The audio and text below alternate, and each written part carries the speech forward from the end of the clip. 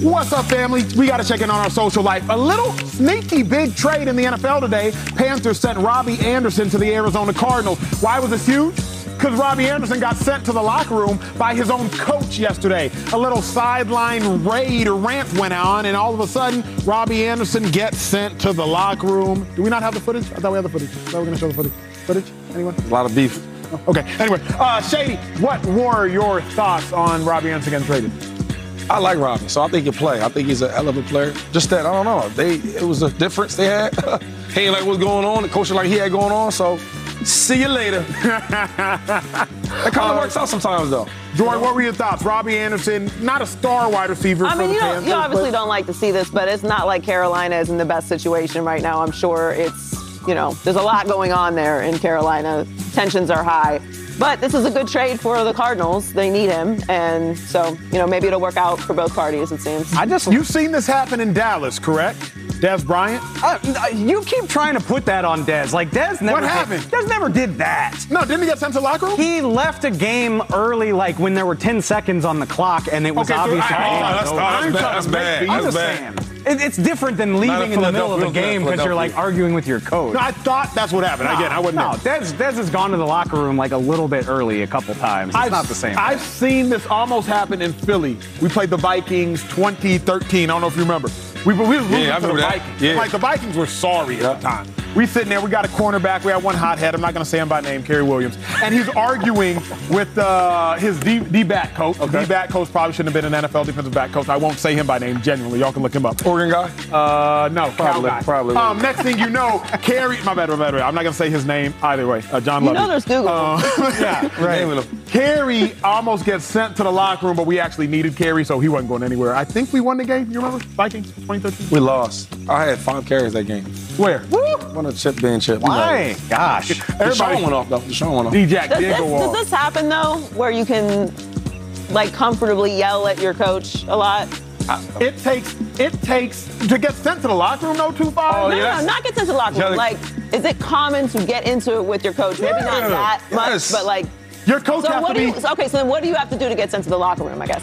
That's right. Did you not see? He went back in his coach's face. Your coach got to be a hothead for that to happen. Or your coach has to be out of touch. I remember in when it happened to us in Minnesota, one of the coaches, and not Kerry's position coach, not the corner's position coach, went over to Kerry and said, "You need to shut up and sit down." And coming from a person who looked and had the same age of the person talking to Kerry, there was a cultural dynamic. There was a lot of barriers. It sounded like. It sounded real. Sounded real. Right. I'm not going to say what year, but it sounded real pre-Emancipation Proclamation. It sounded real bad. Anyway, staying in the NFC, the Bucs are 3-3 after an upset loss to Mitch Trubisky. God, dog. Steelers, they did ball. Joy, she should be happy. Mm-hmm. Tom Brady's offense struggled. 3 field goals in the red zone instead of touchdowns. Now, over in Green Bay, the Packers lost to the Jets at home. Aaron Rodgers says he's not going to freak out after the loss, but his team is now 3-3. Terrible losses by 2 legends. 2 of the greatest of this generation. Joy, who had the worst loss, Bucs or Packers? I really want to go Packers. And listen, they were both bad. Bad. Woo! Bad. But I got to go Bucs. You got a rookie quarterback out there, and then they lose him halfway through the game. They got to go to their backup. They got benched for the rookie quarterback. Right. This is a situation you should take advantage of. The Steelers are banged up on the defensive side of the ball. They couldn't score. It was terrible. I mean, that first half was crazy. 0-2 in the red zone, 1-6 on third down for the Bucs, 138 total yards. Yeah. Woo! Thank God for their kicker, or they wouldn't even be in the game. Talk about it. 2-5. Hold up. Dave, you want to go? I can't get over, and it is the Buccaneers because, look, maybe the Jets aren't amazing. That was their 4th win, though. Like, this is a sneaky, fun team. People call them the baby Jets. Sauce Gardner looks like that dude. Garrett Wilson looks like that dude. Breece Hall looks like that. They got some players. I don't know what the Steelers have other than that they won the season opener and have gotten mollywopped every week since. Mike Tomlin? The Bills, and I know it's the Bills, but the Bills ran them off the field a week ago. And then the other thing is, we can look at the Packers and be like, here's why they're struggling. Right. Like, their offensive line is a mess. We've talked every week on this show and every show about how their receivers aren't up to snuff. What do the Packers do well? The Bucks, I keep talking about like, oh, they're getting healthier. Mike Evans came back from his suspension. Chris Godwin can play. Julio Jones can play. Like, I don't understand why they look this bad. Like, maybe they're not the Bucks of 2 years ago, but 18 points against a sorry Steelers team, and 8 of those, or the last touchdown there came, in the last 2 minutes of the game? Like, it takes you 58 minutes to get up to 18 points. It's bad, and I don't really get why. I can't pick. I'm going both of them. They both play bad. First of all, we're not going to give Aaron Rodgers no more pleads, no more, more excuses, passes.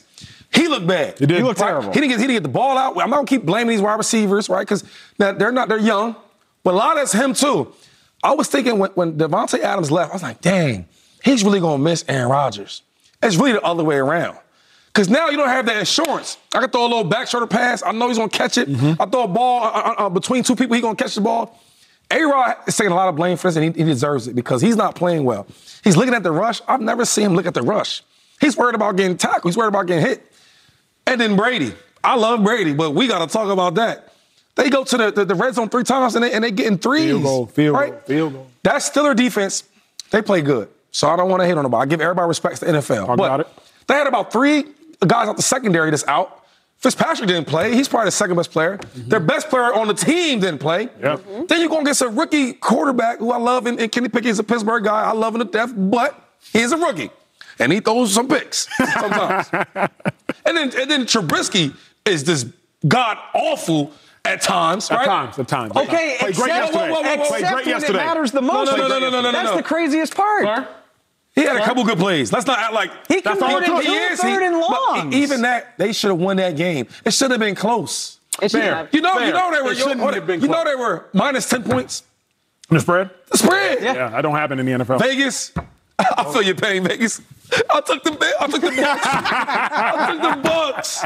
Oh, man. Yeah, everything you said was perfect, accurate, and correct. For me, the worst loss is the Packers, man. Because the Packers were 13-3, first year with Matt LaFleur. 13-3, second year with Matt LaFleur. 13-4, third year with Matt LaFleur. They already got 3 losses, and we're only 6 weeks into the season. That's it. It's a lot of ball left to have this many losses. Furthermore, the Jets are a great story, and the Jets are a decent, solid team.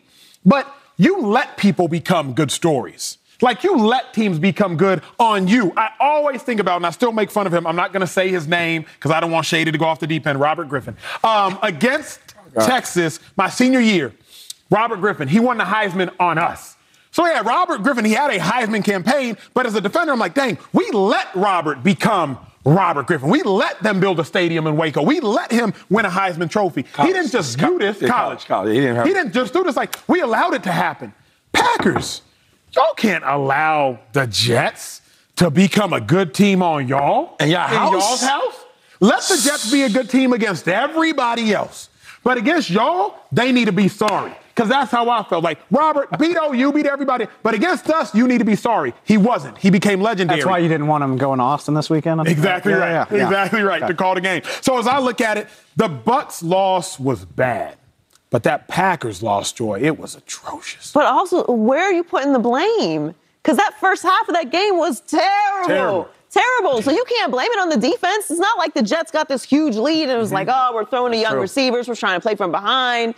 You know, we're tired from London. Like, where's the excuses? It's not like the defense did their job. Yep. They really did. You're even going into the half, like, what are you complaining about? This is a Jets team that you should be playing against like that. So it's even worse because I feel like if there was a whole side of the ball you could put the blame on outside of Aaron, then at least I could factor that into an excuse. But you can't say that. My thing is, again, and we can get into a conversation about whose fault it is, who deserves blame. But here, today, who would you rather have? Like, whose situation would you rather have, the Bucks or the Packers? Bucks all day, every day. By a mile, I'd rather right? the Bucks, yes. Absolutely. And not only, that's why it's a worse loss. That's why it's a worse loss. Like, it is so much harder to explain. Because, again, Aaron Rodgers deserves some blame. I get that. Some.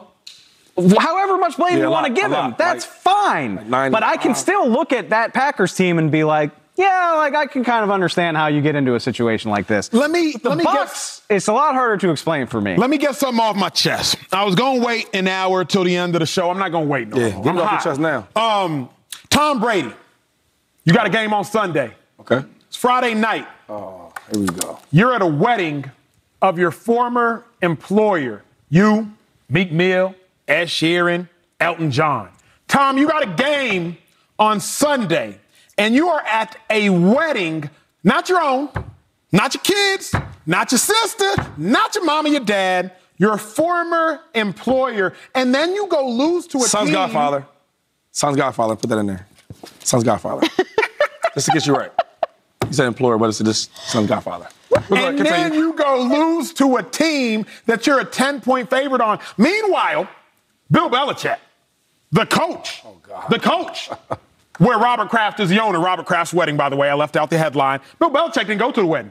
All Bill Belichick did was win another game with Bailey Zappi. Pretty nice win for the coach y'all don't like that Who much. they beat? The Browns? Oh, okay. But they beat. That's what matters. But they beat. I don't care who they beat. They beat. Okay. I got an issue with Tom Brady going to that wedding and then catching an L. I have an issue with it. That's your former teammate. He got you a ring. How you feel about it? Well, knowing you would have a problem with that. What's that mean? What's that? No. What's that supposed to mean? It's like, you're in this black and white world. There's no gray. It's like, this is right, this is wrong. There's nothing in the middle. So I get it. He's wrong. He shouldn't be there. He's a team captain, quarterback. Thank you. Right. Well, for me, I don't have a big problem with that, right? Because if he wins the game, you wouldn't care. But did he? Right? No. So exactly right. At the end of the day, listen, man, I'm sure with the championship years, he probably did similar things like that. It's Tom Brady. It happens. I can't allow that. You can't go to a wedding, though? Not in the middle of the goddamn season, 2-5. First of all, on Fridays, we're done at like 11 o'clock. Sure. So we get there at like 7:30, right? Sure. Have little meetings, have a quick practice. Yep. He missed practice on Saturday. He did not go to practice on Saturday. Saturday is not a practice. It's a walkthrough. It is. Saturday's a walkthrough. No sweat, no thinking.